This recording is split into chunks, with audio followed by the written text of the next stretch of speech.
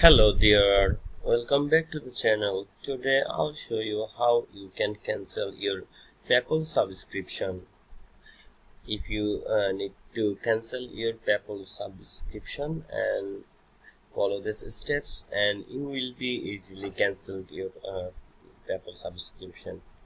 For this, first go to PayPal website, or you can also do it from your PayPal app, and then log into your PayPal account. After logging in from the home page, select the gear icon from here.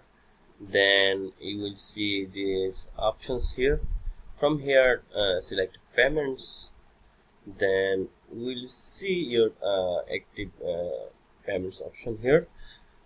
From here, just select automatic payments from here.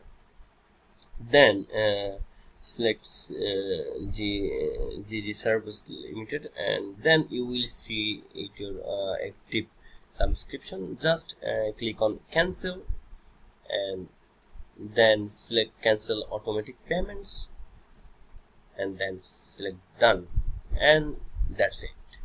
That's how you can cancel your PayPal subscription.